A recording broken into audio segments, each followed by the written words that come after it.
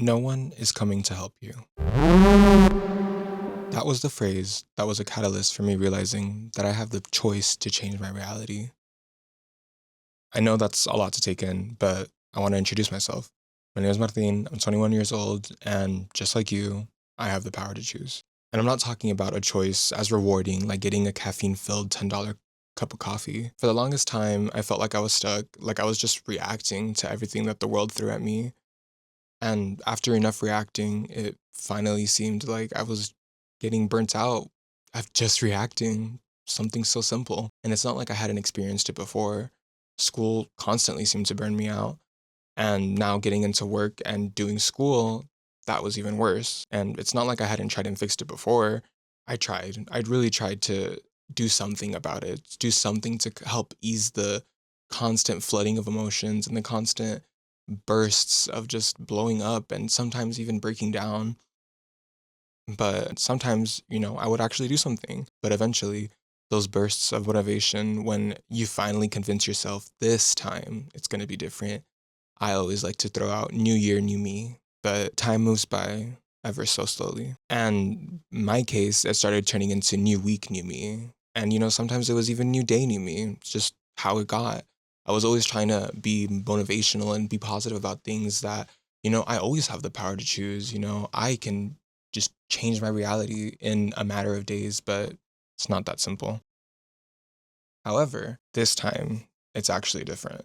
Today is Monday, September 15th. To be honest, I'm not excited. Like, I'm literally dreading being outside of the gym right now. I want to go home. Right off the bat, I want to emphasize that a major motivator for this commitment was the fact that I was being graded for it.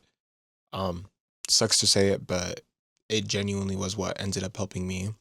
And being in this environment allowed me to actually dedicate the time to something that I had actually really wanted to do. It was finally getting in the habit of exercising regularly. I love working out, and I just know the way that I look like it doesn't really seem to do it. But when I was a teenager, I went to CrossFit, and then I ended up joining the cross country, and I did track and field in high school. I was also in marching band, and I did dance all 4 years. And you can kind of see like the little through line that it was all related to school. I did cross country, track, marching band, dance for school. It was a time when I had no responsibilities. My only responsibility was to go to school and show up to practice. And after high school, yeah, I would go on my runs and I picked up a gym membership, but I was never consistent like how I was in high school. And so now the situation is the same again. I'm back in school. However, I actually have power to choose now because, like I said before, it was just school was just my only concern. My responsibility was to get my diploma. And now here we are. I'm graduated. I work, I have to keep a roof over my head. And it's not the same. It's the real world now. And the real world doesn't stop. Not for you, not for me, not for anyone. But we have choice. We can choose to be different. We have ambitions for a reason. And having ambition, sadly, isn't enough. The thought alone isn't enough to alter your life. You have to act on it. And I did. So at the start of the 30-day commitment, I wasn't too excited, as you saw. And it just wasn't a good way to start off, but we pushed through. I pushed through. And as a result, my mood ended up getting better. By the time that I had to actually finish the workout, I was feeling way better because I actually did something. I actually managed to channel my not wanting to do anything to just being at the gym, even if it was just, going through the motions. It may not have been a PR or anything, but it was better than nothing. I imagine if I would have stayed home, all I would have done was doom scrolled and just bed rotted. And this actually leads me to the impact of physical exercise on depression and anxiety in adolescent inpatients, a randomized controlled trial published by Angie DeVolder and others. So, in 2.3, DeVolder and the others lay out the foundation for the trial by describing who the participants are. They are between 12 to 19 years of age, and they're generally in full capacity. They have no cardiovascular risks when performing the activities, which we're going to see in 2.7, and they have no severe unstable asthma and no history of heart defects, etc. Basically, they're able to perform the following activities. They're able to play basketball, ultimate frisbee, football, volleyball, They can even strength train, whether it be with body weight or machines. Moving on to the control group in 2.8, we see that they're doing a supervised social relaxation intervention without physical intensity. So we have our control group that's essentially not doing anything. And then we have our exercise group.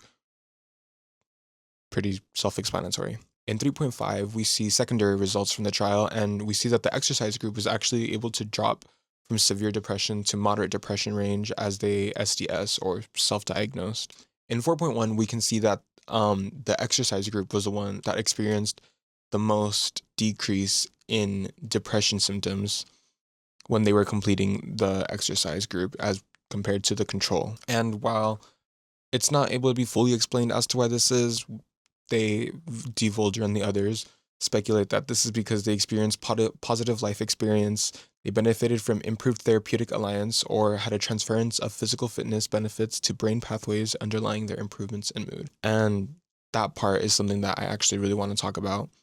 When I work out, I like to listen to my music. I think all of us do.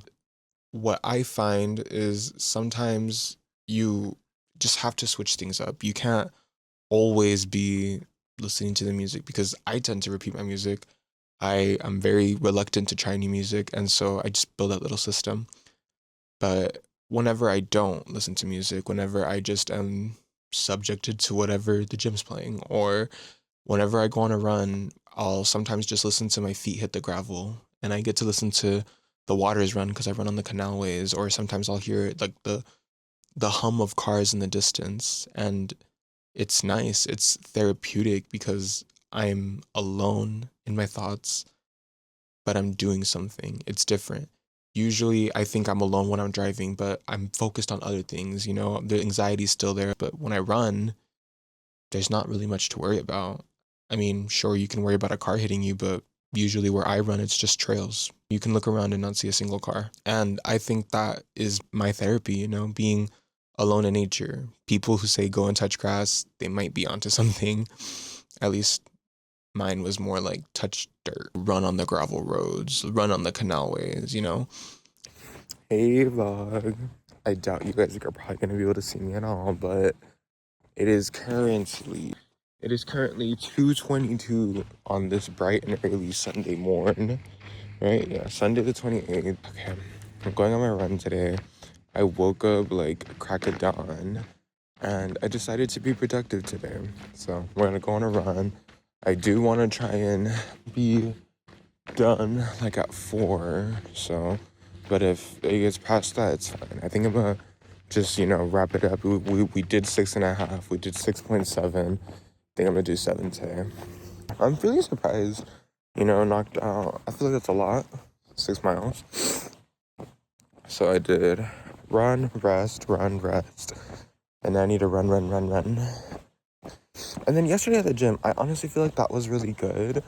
I'm really excited as to how that's gonna play on my feet because I ended up doing a lot more leg than I wanted to do chest.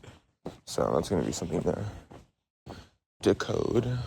But oh well. It doesn't have to be all or nothing. These words struck me at first because they were telling me something that I knew internally was holding me back. I just never wanted to admit it. I had to choose to change myself, to allow for more growth. And as you saw, I still had the same mentality as the beginning. I was still dreading going on the run. And sure, I was stressing about it because it was my first time I had ever ran 7 miles, let alone even thought about running 7 miles. But I had the ambition to push me through the stress. Ambition that came by way of consistency. And because of this consistency, I was able to do those 7 miles. The consistency allowed me to overcome the stress that I had created. It's almost like regular exercise is associated with emotional resilience to acute stress in healthy adults, by Emma Childs and Harriet DeWitt. Childs and DeWitt collected 111 voluntary participants who were healthy adults and subjected them to TSST, or the Trier Social Stress Test. This is a standard and widely used psychosocial stressor that induces change in physiological and psychological dimensions. In this trial, the participants were subjected to speech and mental arithmetic, and the data that they were measuring was heart rate, saliva, blood pressure, and self-reported mood assessment. The participants that had marked that they were physically active in the medical screening during their application process were shown to have a lower resting heart rate, which ended up contributing to the way the participants handled the TST. In the discussion portion of the article, Childs and DeWitt discovered that the participants who did not exercise regularly were shown to have a higher decline in positive effect after the TSST was administered. The finding allowed Childs and DeWitt to hypothesize that individuals who exercise regularly may be more resistant to acute stress than those who did not exercise regularly. Working in tandem with this, we have the effect of exercise for depression, systematic review, and network meta-analysis of randomized controlled trials. This was created by Notel, Taylor, and others. They reviewed 218 studies to see if the claim that exercise is an effective treatment for depression holds any merit. Their review focused on studies that were randomized controlled trials, and their participants held the criteria for major depressive disorder.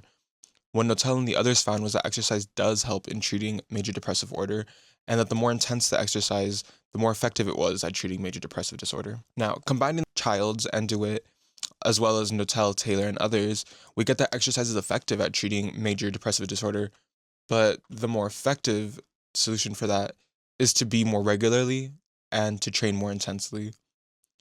During the 30-day commitment, I sought to do a combination of running and strength training.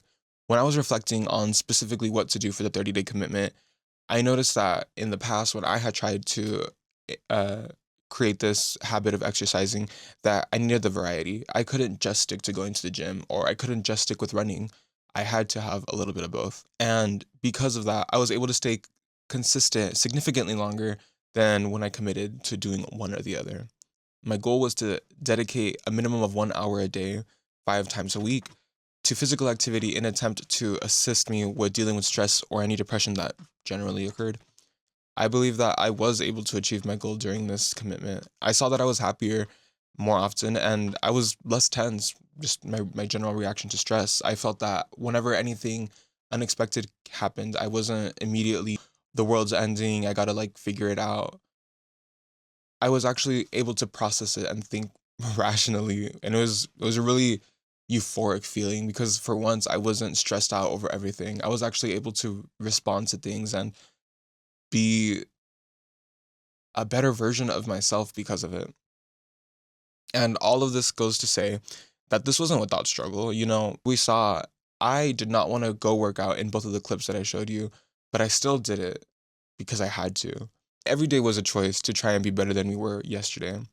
I chose to go to the gym and exercise even when I didn't want to, and I chose to go on my runs. I chose to try and be better. I chose. Will you choose?